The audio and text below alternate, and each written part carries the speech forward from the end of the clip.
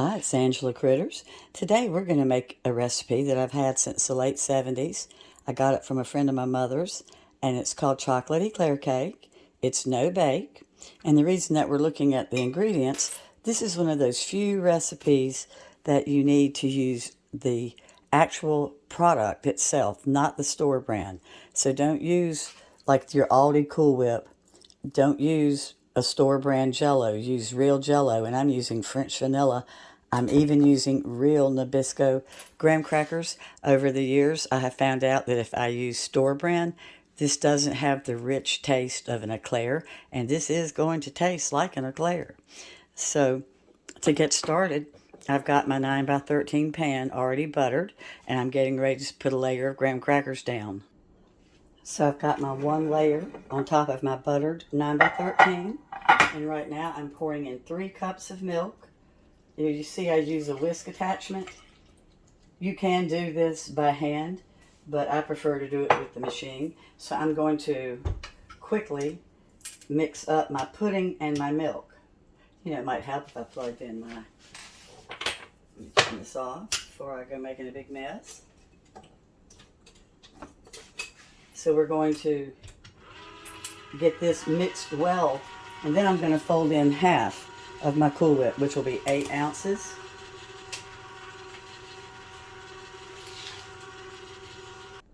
The pudding is thick enough now. Let me get that little bottom bit off. And I'm going to gently fold in my Cool Whip.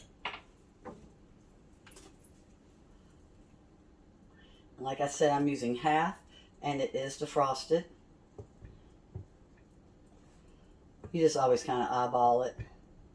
If you use a little bit too much, believe me, it's not going to hurt.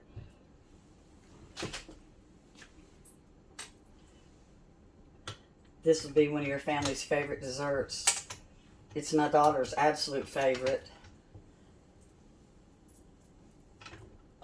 Let me go ahead and get this down. And remember, whenever you're using your mixer, stop about halfway through and scrape your sides down. So this is going to go for 2 minutes. You'll see I've got a little clump of Cool Whip, so I'm going to push that through. All right, my pudding with my Cool Whip and the milk is all whipped up together.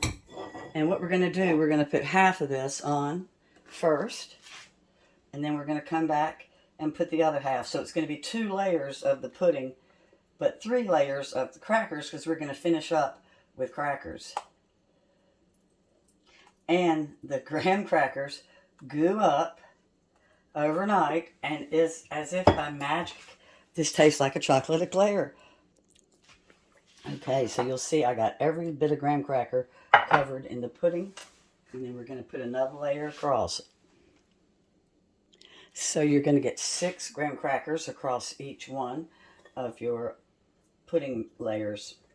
So we're going to put the last topping on. So we're spreading on the last layer, the second layer of pudding. Then I'll be putting the graham crackers on top. And you can use a can of dark chocolate icing, but the original recipe calls for a homemade icing. It's only going to take about 3 minutes to make, and it's a delicious chocolate glaze, just like the glaze of a real chocolate eclair. So that's what I'm going to show you how to make. But of course, at home, if you don't want to make that glaze, you can just use a can of store-bought.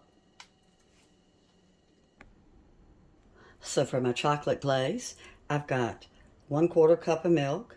I've got a 1/3 cup of cocoa powder. I'm using 1 teaspoon of vanilla and 2 tablespoons of butter with some sugar. So first what I'm going to do is I'm going to put the milk, the cocoa, and the sugar together, and I'm going to boil that for 1 minute. So here's my milk. And of course, as always, I'm going to have the directions in the description. Here's the cocoa and the sugar. And I did not have my oven on, so this is going to take a little bit of time. I'm going to turn it off for a second. So I've been stirring my cocoa mixture the entire time until it started to boil. And now that it is boiling, I've got my timer set for 1 minute. This is such an important step because if you don't boil it for 1 minute, you're going to get a grainy, sugary icing, and chocolate eclairs don't have grain. So you shouldn't be able to taste your sugar at all. So you'll see how I'm just whisking away.